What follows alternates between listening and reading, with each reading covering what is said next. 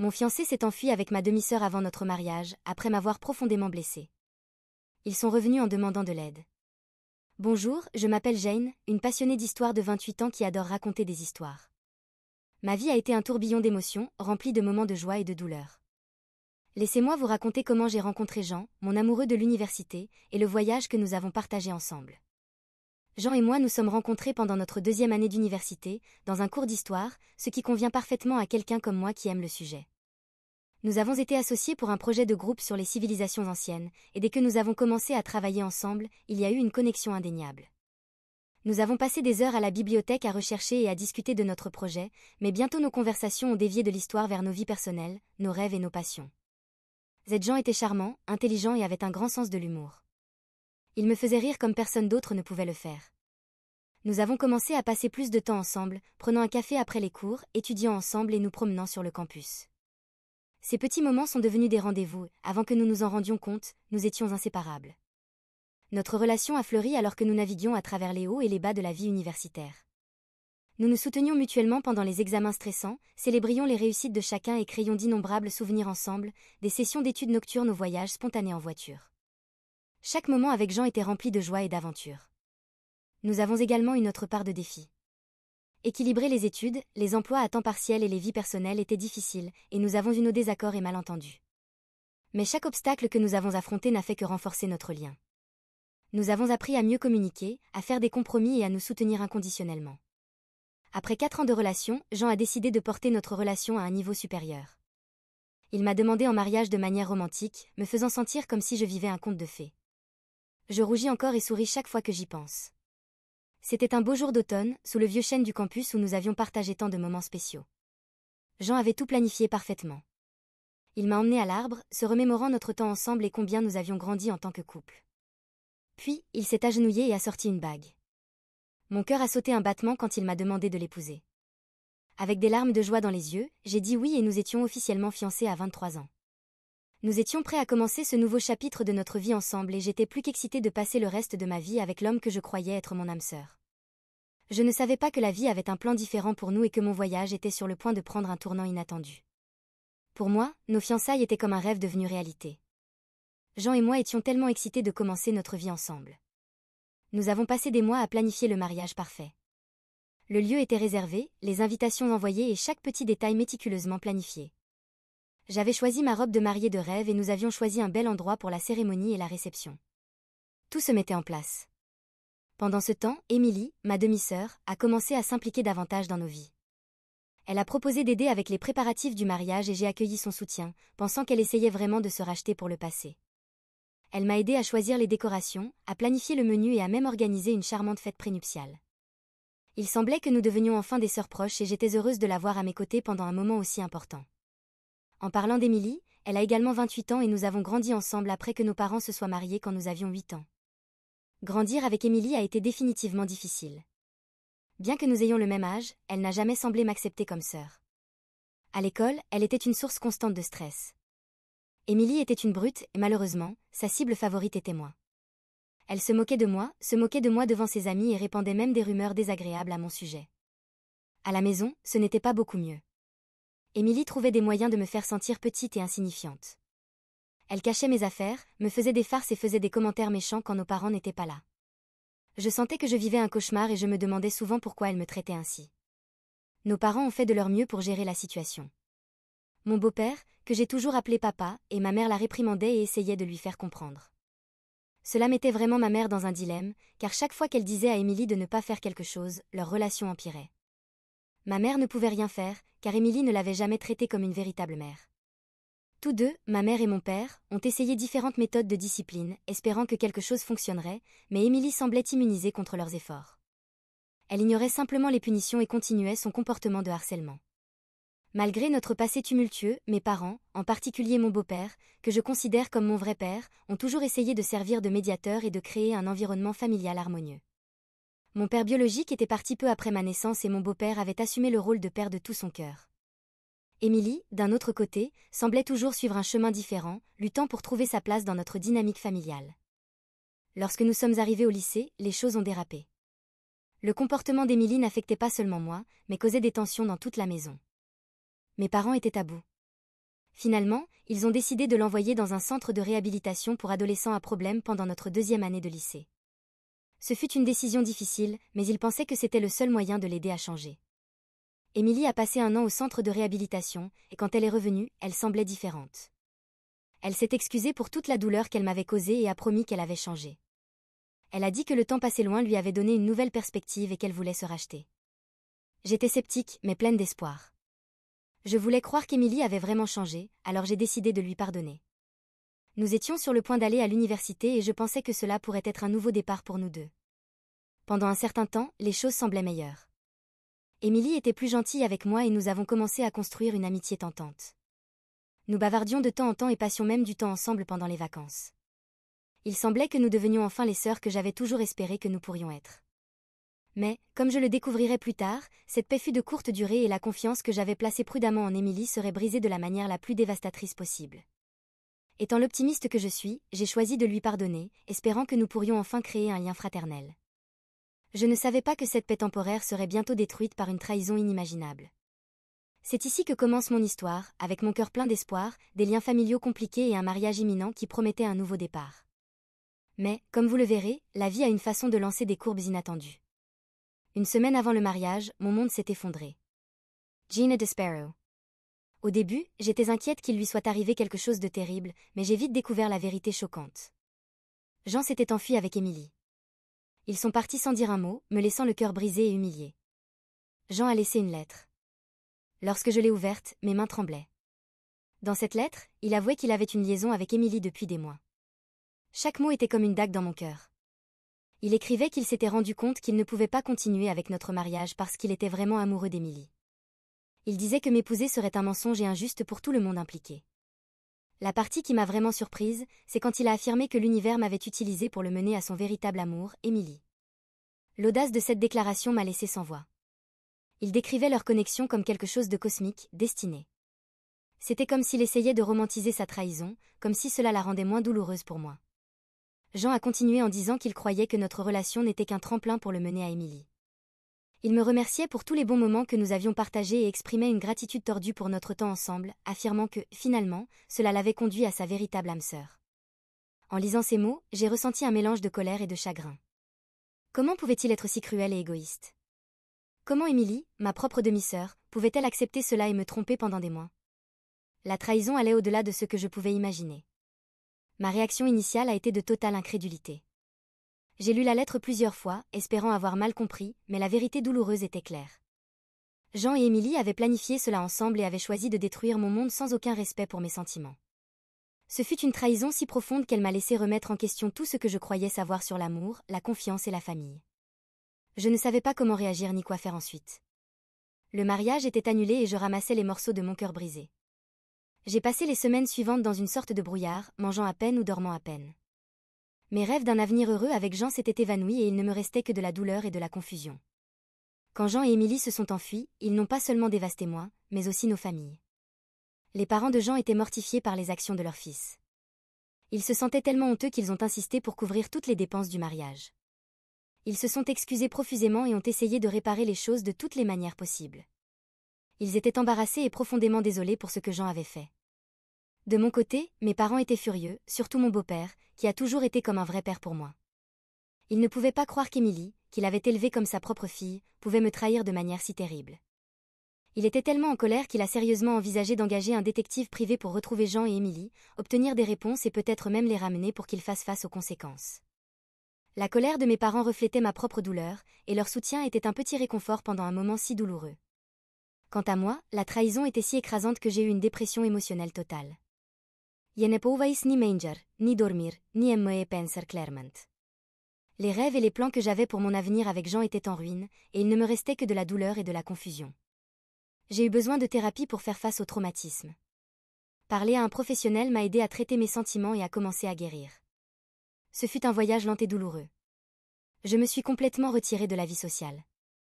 Je ne pouvais pas faire face aux regards de pitié ni aux questions interminables des amis et de la famille, alors je me suis plongée dans le travail, essayant de rester occupée. C'était la seule chose qui m'aidait à me distraire de la douleur.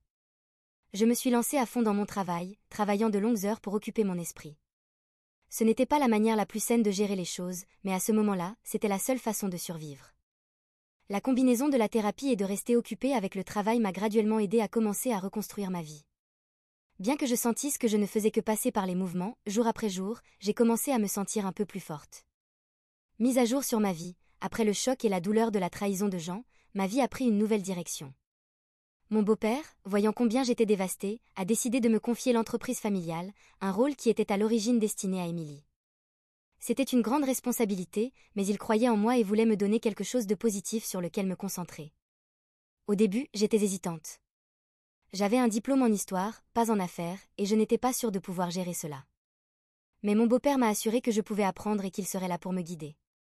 Alors, je me suis lancée dans l'apprentissage de tout sur l'entreprise. J'ai suivi des cours, lu des livres et passé de longues heures au bureau. Ma dévotion a porté ses fruits et graduellement, j'ai gagné en confiance dans mon rôle. Gérer l'entreprise n'a pas été facile, mais cela m'a donné un sens du but. J'étais déterminée à réussir, non seulement pour moi, mais pour montrer à mon beau-père qu'il avait pris la bonne décision. Avec le temps, je suis devenue assez bonne dans ce domaine et l'entreprise a prospéré sous ma direction.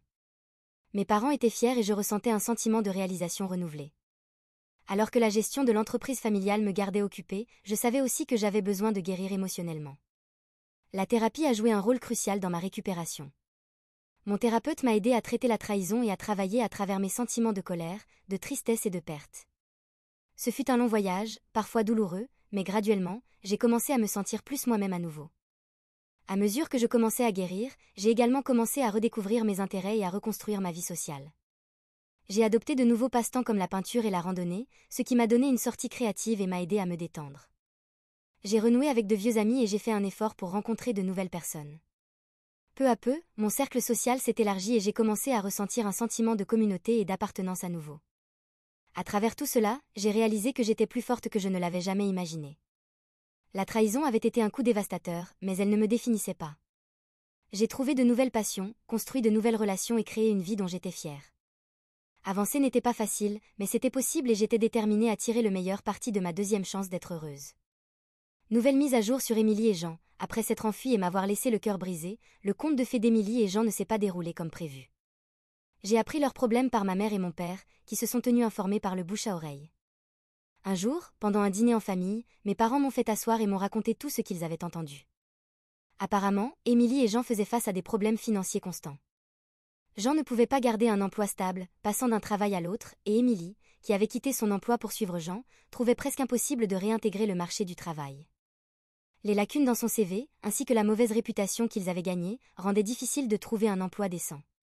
Ma mère et mon père m'ont dit qu'Émilie et Jean vivaient au jour le jour, à peine capables de joindre les deux bouts avec n'importe quel travail occasionnel qu'ils pouvaient trouver. Leur escapade romantique autrefois glamour était maintenant une dure réalité pleine de problèmes financiers et de stress constant. Leur situation devenait de plus en plus désespérée et il était clair qu'ils avaient du mal à s'en sortir. Entendre ces nouvelles m'a provoqué un mélange d'émotions. Une partie de moi ressentait un sentiment de justice, sachant qu'ils faisaient face aux conséquences de leurs actions. Cependant, une autre partie de moi, malgré tout, ressentait une pointe de pitié. Il était difficile d'éteindre complètement les sentiments que j'avais pour Émilie en tant que ma demi-sœur, même après tout ce qu'elle avait fait. Un jour, il y a eu un coup inattendu à ma porte. J'ai ouvert et j'ai trouvé Émilie là, paraissant épuisée et désespérée. Ce fut un choc de la voir après tout ce qui s'était passé. Je suis restée silencieuse, attendant qu'elle parle. Émilie a commencé par expliquer à quel point les choses étaient difficiles pour elle et Jean. Elle regardait autour d'elle nerveusement avant de finalement en venir au fait, elle avait besoin d'un emploi et espérait que je pourrais l'aider. Elle a mentionné qu'elle savait à propos de l'entreprise familiale et pensait que, étant donné notre passé et le fait qu'il était à l'origine destiné à elle, je me sentirais obligée de lui donner un poste. Son sens du droit était exaspérant. Elle parlait comme si elle avait droit à l'emploi, malgré tout ce qu'elle avait fait.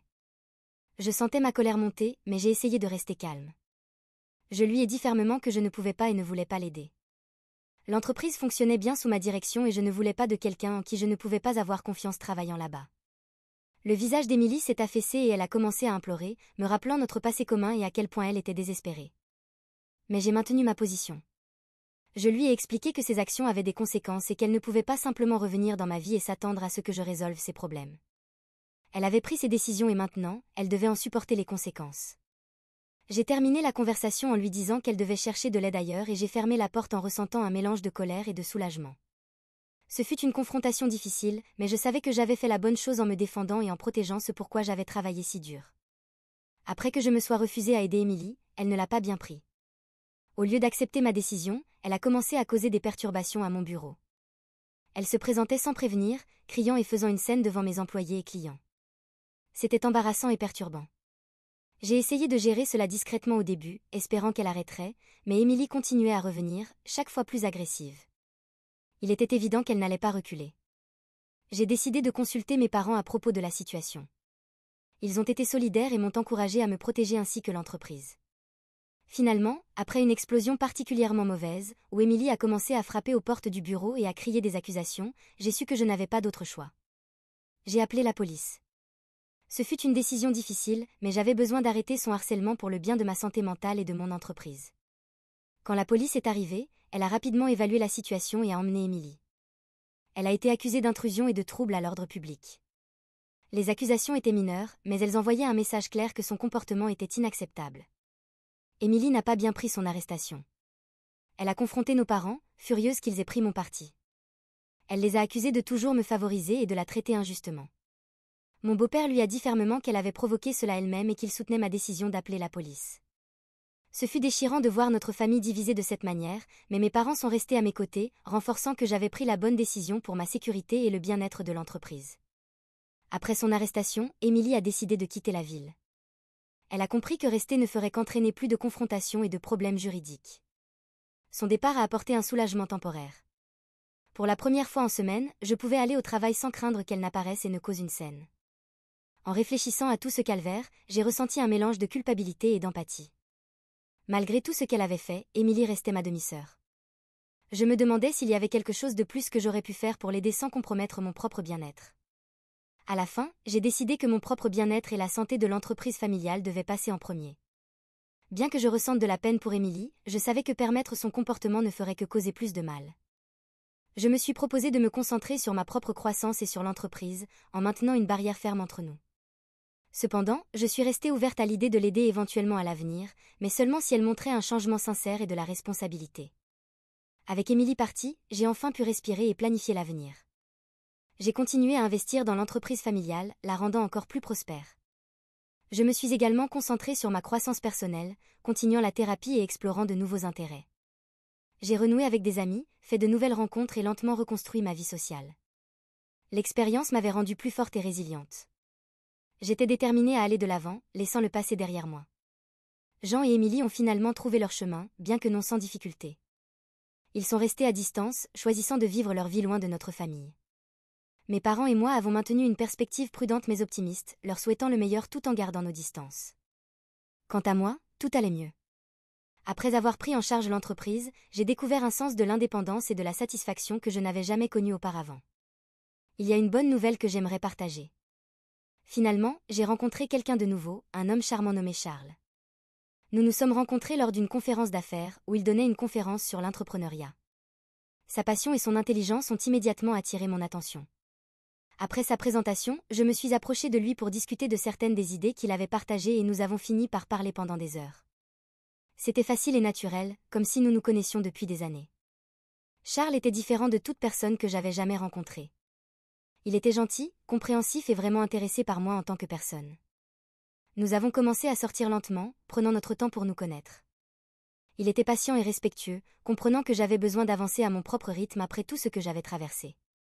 À mesure que notre relation grandissait, Charles me montrait ce que c'était que d'être vraiment aimé et apprécié. Il me soutenait dans mes efforts professionnels et célébrait mes succès avec une véritable fierté. Nous partagions des intérêts communs, mais il m'a également présenté de nouveaux passe-temps et expériences qui ont enrichi ma vie. L'un des moments les plus significatifs de notre relation a été lorsqu'il a rencontré mes parents. Ils l'ont immédiatement apprécié, voyant combien il me rendait heureuse et sereine. Ce fut un soulagement d'avoir leur approbation et leur soutien. Charles et moi avons construit une base solide de confiance et de respect. Nous communiquions ouvertement et il me faisait toujours sentir valorisé et apprécié. Avec lui, il n'y avait pas de secret, pas d'agenda caché, juste un amour pur et honnête qui a guéri mon cœur de façon que je n'aurais jamais imaginé possible. Nous avons voyagé ensemble, exploré de nouveaux endroits et créé de beaux souvenirs. Nous avons également apprécié des soirées tranquilles à la maison, cuisinant le dîner et regardant des films. Chaque moment avec Charles était spécial et je réalisais que j'avais trouvé quelqu'un qui me comprenait vraiment et m'aimait pour ce que j'étais. Mon voyage m'avait mené à une boucle complète. J'étais passée de la douleur à trouver un amour véritable et profond. Avec Charles à mes côtés, je me sentais en sécurité et optimiste pour l'avenir. Je savais qu'ensemble, nous pourrions faire face à tous les défis qui se présenteraient à nous. Voilà mon histoire. Qu'en pensez-vous? J'espère que cela aidera quiconque a le cœur brisé. Souvenez-vous simplement que continuer à avancer est un choix. Choisissez d'être indépendant et un jour cela pourrait vous mener à un endroit meilleur. Croyez-moi.